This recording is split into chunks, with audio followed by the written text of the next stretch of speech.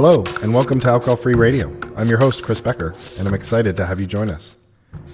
Whether you are new to the amazing and growing alcohol-free community, or someone who is already familiar, we hope you enjoy our program. This is where you can hear from some people making a real difference, whether as brewers and creators of amazing beverages, influencers in the community, retailers, authors, storytellers, and more. You'll be hearing from some amazing people, and hopefully learn some new things about the growing world of alcohol-free. We will be using a few segment formats and hosts as we aim to break it down and bring it all together. Our goal is simple: to build awareness about this great community and help make alcohol-free fun, easy, and tasting great. So here we go. Enjoy.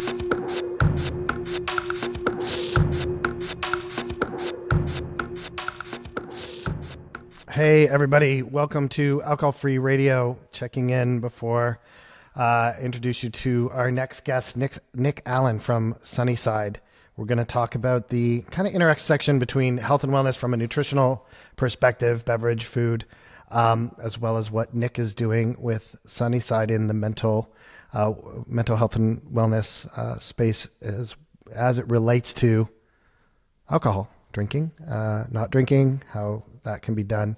But I think they have an interesting take. So this is week 12 of 2025. So probably lots of conversations about what's happening with access and what's coming up with campaigns and introducing the category to the rest of or new entrants, both in terms of managing your drinking from a habitual perspective where Nick's piece comes in, and also the brands that, and we've had some really good conversations. So I'm hoping you will enjoy it as well. So here we go.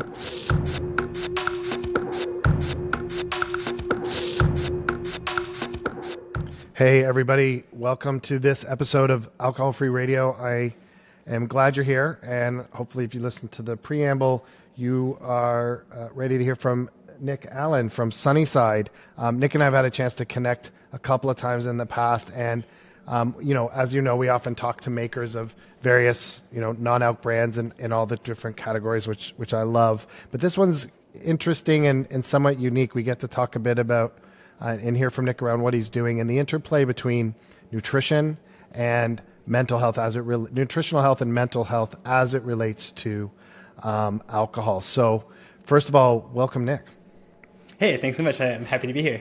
Yeah, thanks for your time. So listen, before we dive in, would love to hear a bit around your background. Like, who are you? Where are you calling in from, or where are you sitting?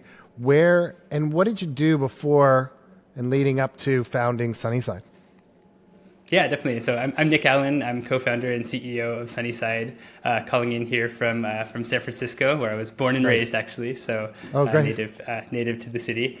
Yeah. And at Sunnyside, our mission is to help anyone who regularly drinks alcohol connect the dots between healthier drinking habits and a healthier and more fulfilling life. The thing that makes Sunnyside really different in our approach, and I'll talk about kind of the background of how we got here in a moment, is that we're really focused on, where most of the other apps and services in the marketplace are focused on helping the quote unquote problem drinker on the path to complete sobriety. We take a completely different approach, which is helping folks find balance in their relationship with alcohol and helping them understand what that actually means for them. Okay. And so instead of saying like, hey, you've got to go completely sober, you got to cut alcohol out completely, we focus a lot more on helping build awareness and intentionality around drinking habits that we believe can, allow folks to maintain a moderate and balanced relationship that kind of aligns best with their lifestyle goals. And so that really is the difference, is this kind of focus on moderation and balance. We believe that kind of addressing alcohol in the context of our health should really be a proactive decision, not something that we wait until it becomes a big problem in our lives. Yeah. And our mission is to make managing alcohol consumption as, common and socially accepted as managing diet and exercise and mindfulness as components of our proactive wellness routines. Okay. So that's a little bit about who we are. I can share a bit more about my story as well, if that's helpful. Yeah, I think let's do that first, because I want to talk about the interplay, because what you're saying I think resonates a lot with the types of people that we see who are interested in the non-alc category as a whole. Yeah. So I like to think that my journey to founding Sunnyside goes back, most of my life, frankly. Okay. I grew up in a household with two parents who struggled with alcoholism pretty mightily when I was kind of a kid and especially in my kind of early childhood. Right. Thankfully, they found their way to complete sobriety. They had this pretty classic story of, I mean, it completely changed my life for the better. But they had this classic story of kind of alcohol became a bigger and bigger part of their life. They didn't do much about it until it became so big that they couldn't ignore. Right. And they did have a little bit of that kind of spiral down into, I don't know if it was necessarily like a full rock bottom moment, as we've heard lots of other stories, but certainly to a point where it was causing an impact to the lives of my sister and I, and it was pretty prominent in our kind of early development. Right. They were able to find their pathway out, and I think to their credit, the thing that they helped me to understand as I was kind of growing up and starting to understand my own relationship with alcohol was, rather than kind of pushing complete sobriety on me, as I started to experiment and kind of have, realize that I had some of those same tendencies. Yep. Instead, they helped me to understand, their experience and kind of what they lived and went through when it pertained to alcohol. And so what that meant for me is I was kind of starting to experiment and starting to kind of delve into what alcohol was going to be as a part of my life, is I tried to always approach it with, a degree of mindfulness and awareness early on, knowing that I had some of those same risk factors that my parents did when it came to drinking. So you were mindful of it from an early standpoint. I would say aware. It took a while to actually develop the mindfulness, right? I think I was aware more That's so a good distinction. Yeah, exactly. So, I think the thing that it helped me to understand earlier was that I had a lot of those same tendencies that my parents did. That when I start drinking, it's to this day it's kind of hard for me to find the off switch at times. Yep. Sometimes it's easier for me to not start than it is for me to kind of moderate on a drinking day. Yep. And so it was really about kind of recognizing that those patterns were different for me than they were for a lot of my peers. Yep. And I think that's really what I credit my parents to helping me understand that I certainly have some of these risk factors that could lead me down a road that I don't want to go down. Okay. So it hasn't always been perfect, and I've had lots of ups and downs with drinking, but I feel like I've built consciousness and awareness over time with their guidance of my parents' lived experience. Okay, I think that's interesting. It sounds like we each kind of maybe founded different businesses, but some of the background in hearing your relationship with alcohol, I can totally relate in terms of those behaviors and kind of trigger points. Now talk to me about that, which is that piece around you've got the kind of awareness, and taking you. So you're adolescent, you're drinking, you're trying things, you're aware, but what did you do before Sunnyside, and how did you translate that experience, that awareness, either from your parents or from your own,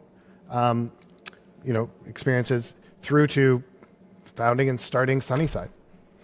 Yeah, it was a long journey, and it was a lot of personal experimentation that was both kind of successful and wildly unsuccessful at different chapters of my life. And so, it was this kind of personal systems, right? It was always coming up with rules for myself of, I'm not going to drink on weekdays, or I'm going to kind of avoid hard alcohol, or, et cetera. And what I would find is that these rules would work for myself for kind of the period of time that I had the willpower behind them. And then I would kind of over time kind of revert back to the mean. And that was a pattern that I observed in myself for, 2 decades ultimately, in terms of kind of these, my own exploration with alcohol.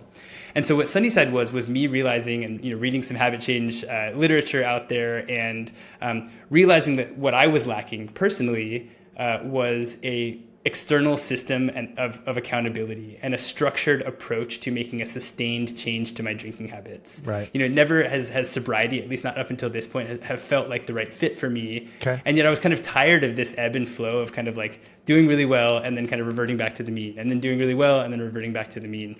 And so I built Sunnyside as a way to leverage a lot of the best practices that I had great sustained success with in areas like diet, nutrition, exercise, and bring some of those, best practices and technologies into a category that I felt was severely lacking alternative pathways, right? I was surprised to find that basically every app out there is focused on this kind of start from the point of having a drinking problem and go in this one-size-fits-all path of complete sobriety. And it just wasn't what I was looking for. I was looking for the thing that was kind of help me track and monitor and build good habits around my consumption, that didn't require me to kind of align with a lifestyle that I wasn't interested in and didn't feel the need for. And to this day, that still remains true. Okay. And so Sunnyside borrows from a lot of those best practices of, diet, exercise, mindfulness, and brings those into, the first solution that is really focused on kind of proactive alcohol health. Right. Rather than this kind of like reactive, somber, and clinical kind of approach that has dominated the market up until this point.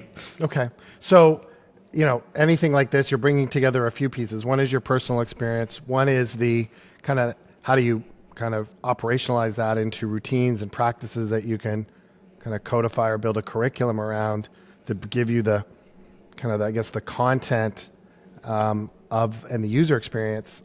Well, at least from a content perspective, but then you're starting a business, you're building a technology, an app. There's the actual user experience in terms of the flows of the functionality and all that. So that's a lot. So talk to me about, you've got the ideas, you've obviously got the experience, you've got some of the basic pieces. How did you then take it to that next step of, because you've now got an app, a successful app in the marketplace. So continue the story.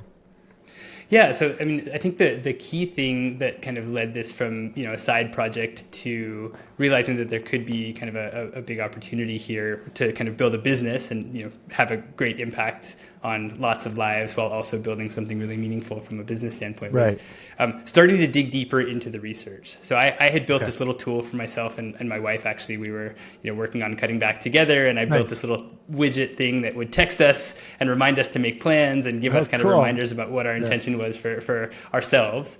And that system of like every Sunday we would sit down and make a plan for the week ahead.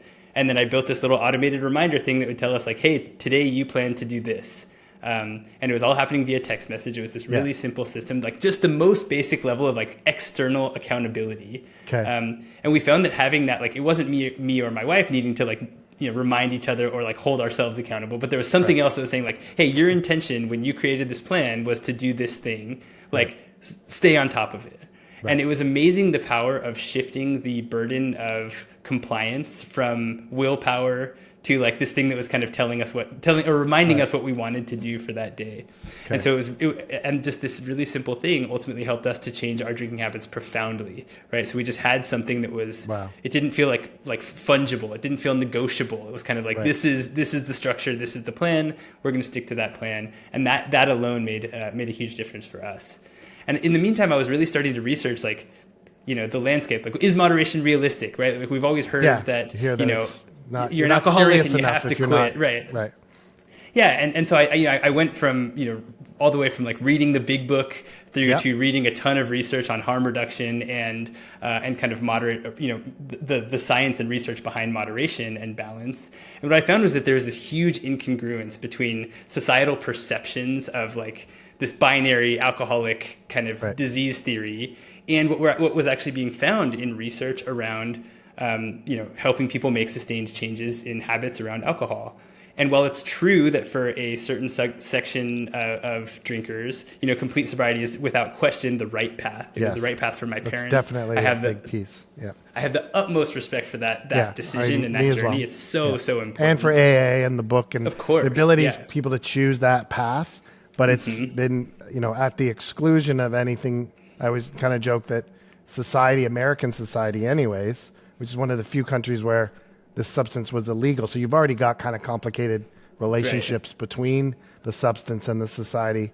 You're either a normal drinker, clearly everything's fine, or you're a raging alcoholic who can never touch a drop of alcohol again. And again, I think that path is so well built, with AA and other programs, which is a great home for so many people, but it was one or the other. Yeah.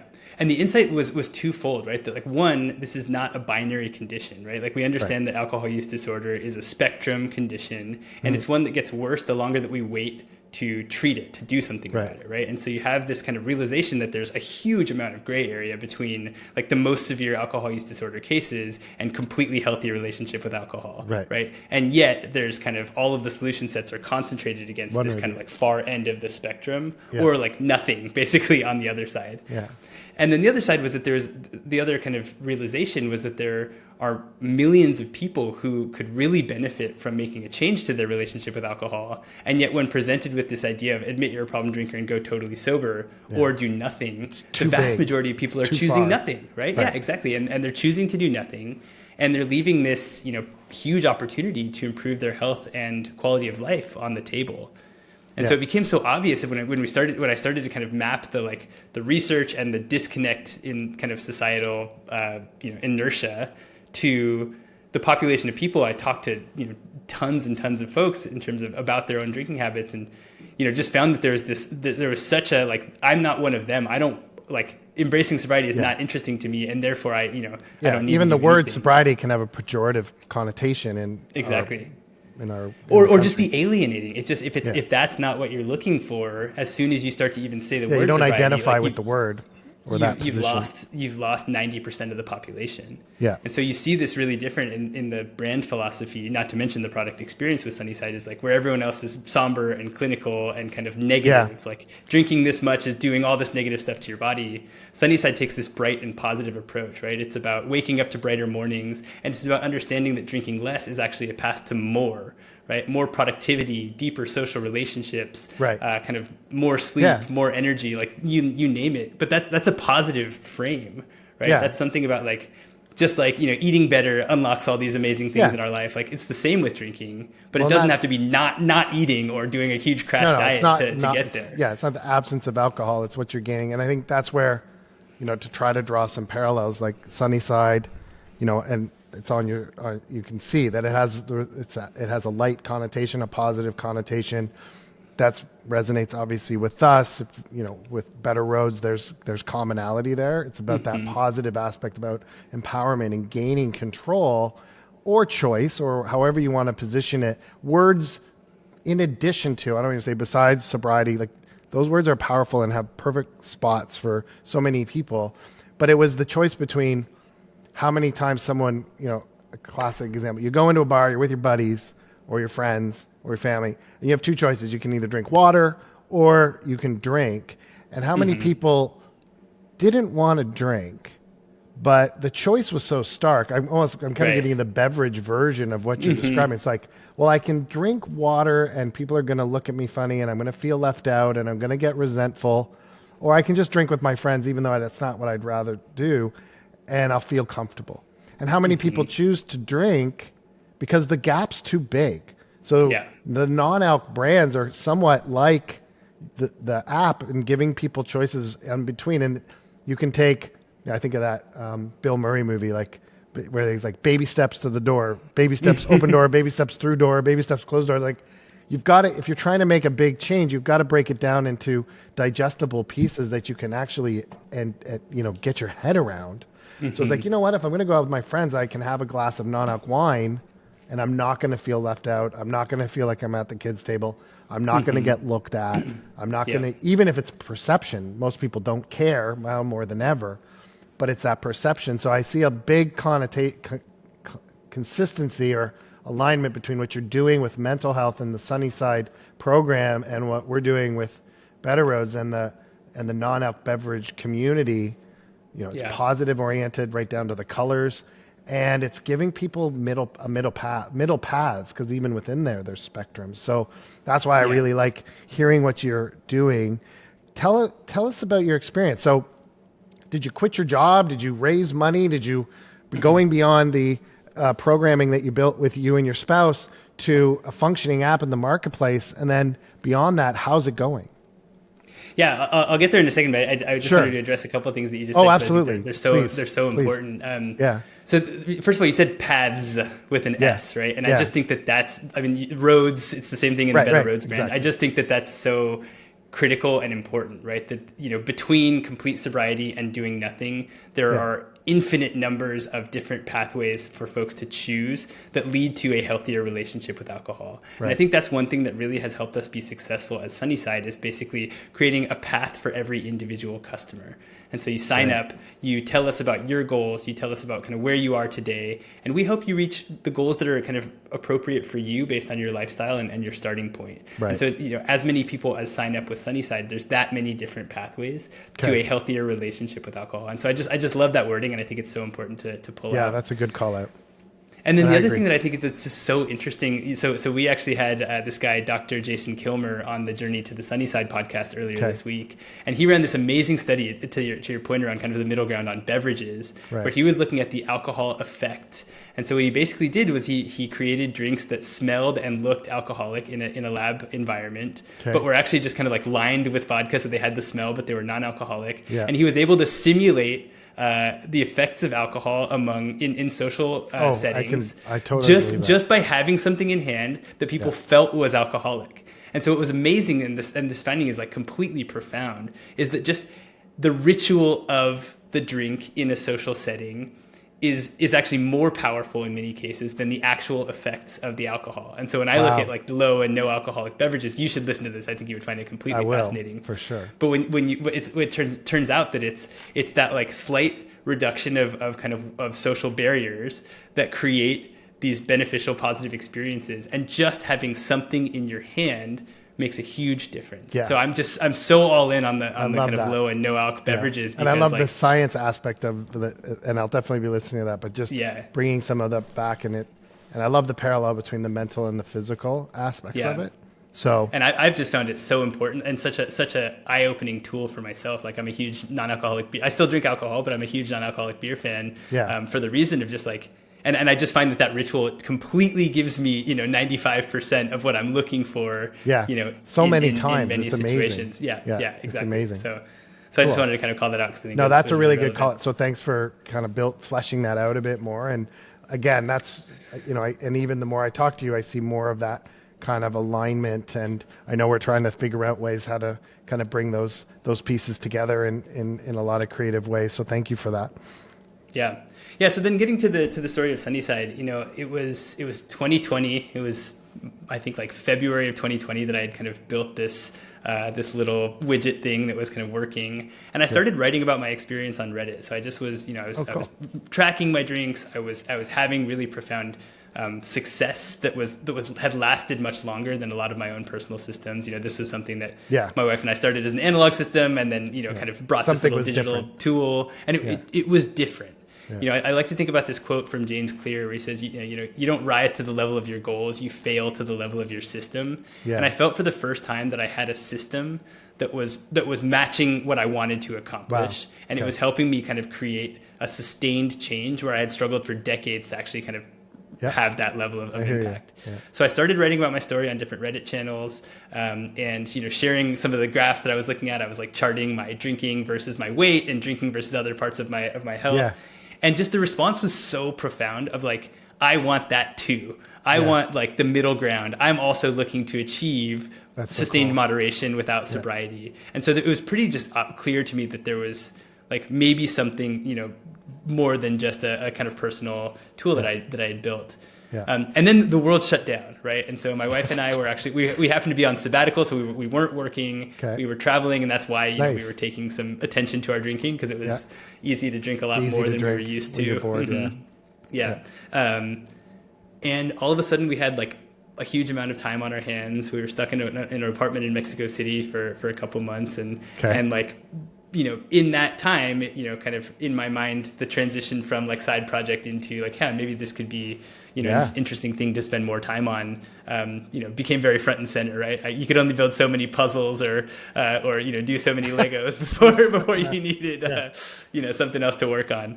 And so that was around the time that I kind of really started to take it seriously and work pretty much full time. And then of course, like, it was against the backdrop of one of the most profound changes in drinking habits of our lifetimes, right? Giant experiment. Multiple generations of just people started drinking a lot more. And so I think that those two things aligned in a really interesting way for us, where people were, realizing that, the habits that once served them weren't serving them in the same way anymore, and started to seek more so, solutions that aligned with their goals. And I think we continue to be, in my assessment of the market, the only product that really sits fully in the middle, in the kind of in between for folks that are looking for balance and not complete abstinence. And so, the story from there, we did raise some money. We have raised $14.6 million of venture capital to date.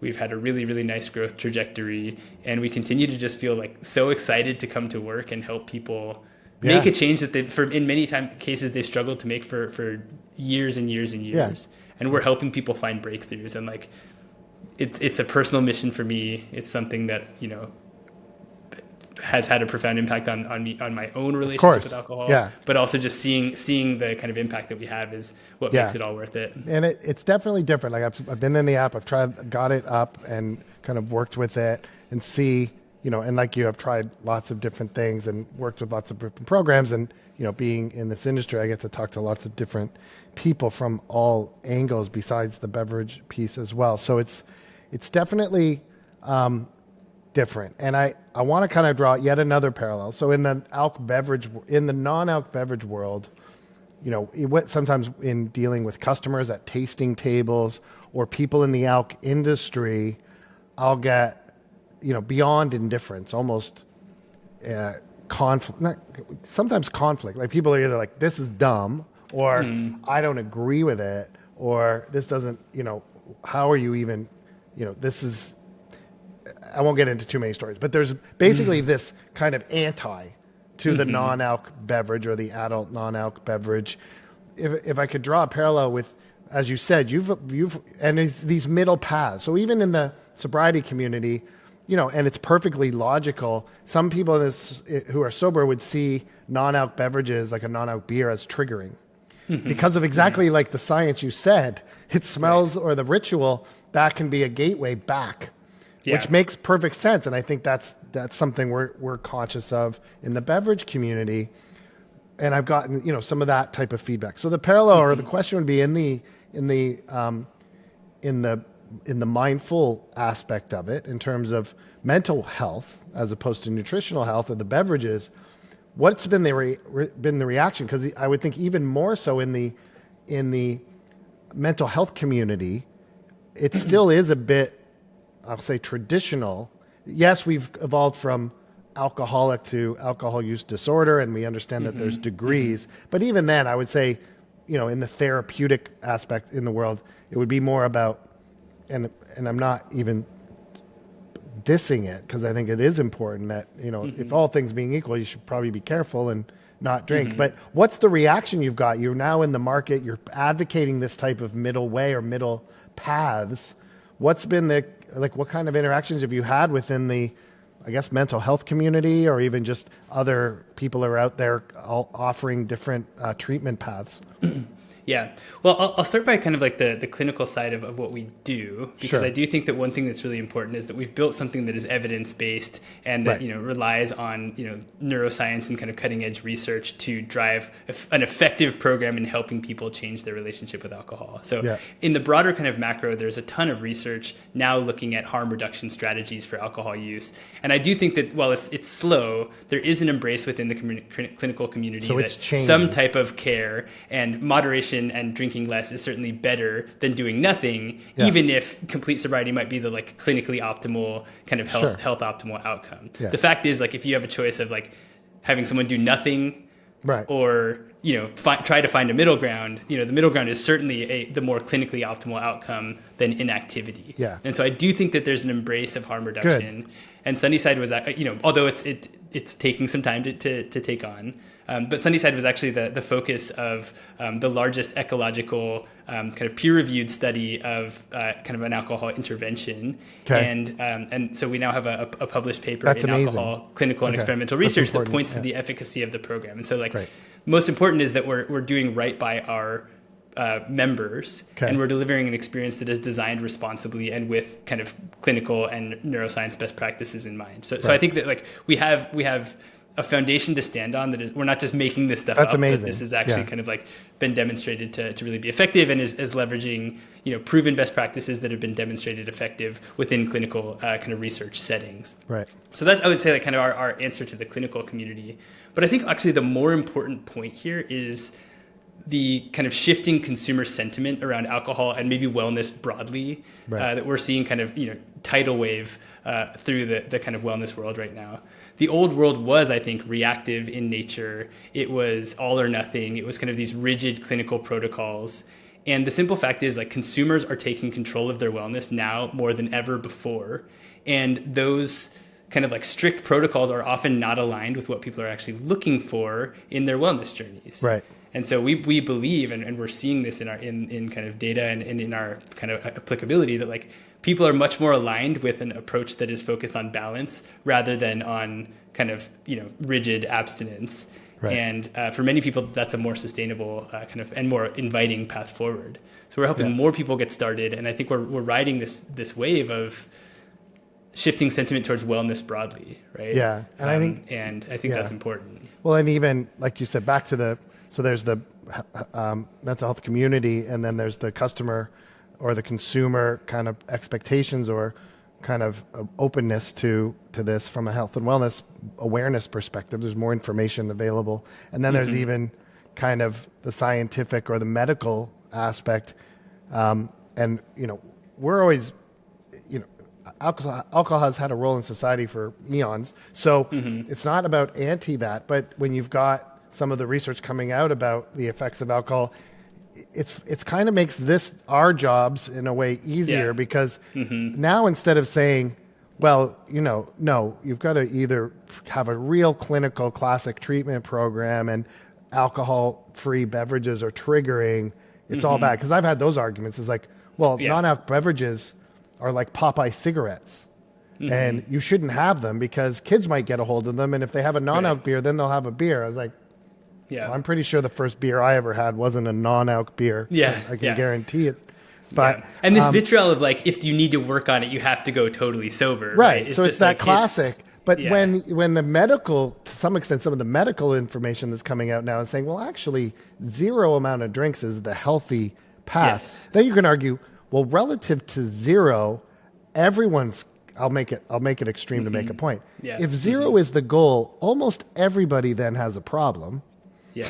So if we could just bring everyone down to 6 drinks a month instead of 18 drinks or whatever less is, and I've even talked to people in treatment, and I'm not, alcohol treatment, but, opioid addictions, other types of addictions, and people in treatment centers will even admit to you, their goal obviously is to have people stop for the rest of their lives. But harm reduction is more the practical goal of, the addiction community even more broadly in terms of what gets done and what gets done. So when you see kind of saying, well, alcohol is just generally a toxin, so you shouldn't really have any. Well, when that's the bar, it kind of frees us all to say, well, we're all just trying to drink less. And these are all tools to less get is you always there. better. Less is better than all or nothing. So I agree with you. And I was just even adding that third kind of leg to the stool of kind of freeing us all from the stress of failure, because, it's always like, don't let the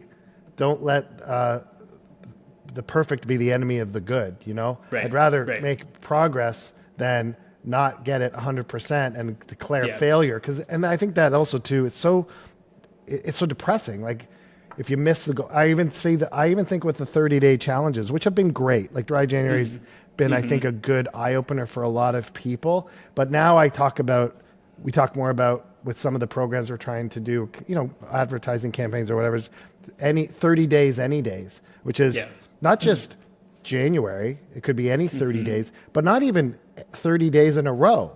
Yeah. Give me 30 days of no drinking out of 60. And that's a win depending on where you're coming from. So I'm even in some of the things that we're seeing that are bringing things forward, it's like, this should not be a stressful experience. It should be a liberating, positive experience. So I think and Sunnyside has completely productized that concept with challenges specifically, right? Where instead of a fully dry 30 days, we offer that as one of our like how many apps do you go in and if you miss the day, it's designed to start over. Yeah, exactly. And we have none of that within the experience, right? It's about planning and it's about doing your best to stick to the plan. Right. Yeah. So you never have the reset.